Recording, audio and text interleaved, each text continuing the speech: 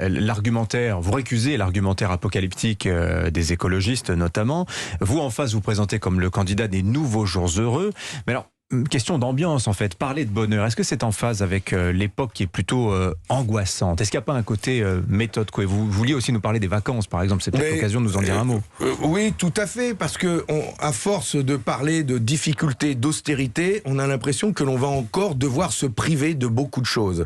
Eh bien, je souhaite avec les jours heureux revendiquer le droit au bonheur pour tous. Le droit au bonheur au travail, on doit pouvoir vivre heureux au travail, mais aussi le droit au bonheur en vacances, en famille. Aujourd'hui, c'est les vacances qui débutent dans votre région. Qui va partir en vacances en février? Ce sont des vacances, justement, celles de février, où peu partent. Je pense à ces enfants. 8% des enfants ne partent pas au ski. Ils en entendent parler tous les jours à la télévision. Certains n'ont jamais vu la montagne ou la mer. Eh bien, je fais une proposition. Je veux démocratiser l'accès aux vacances et surtout de nos enfants.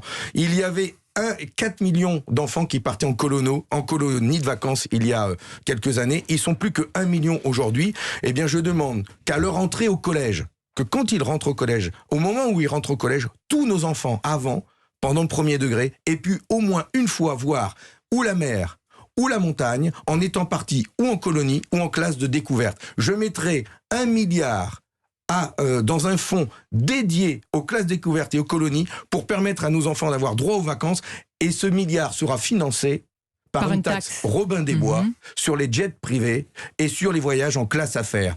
Et ben voilà, et comme ça tous ceux qui prendront leur jet ou qui prendront la classe affaires se diront tiens, je finance aussi l'accès aux vacances Donc ce nos gamins. matin, Fabien Roussel, une proposition, donc financer, réhabiliter l'écolo. On va pouvoir dire merci maman, merci papa, merci Fabien Roussel peut-être. Exactement. Mais c'est financé, bouclé pour un droit aux vacances. Voilà, pour en permettre particulier pour les enfants qui n'en ont pas.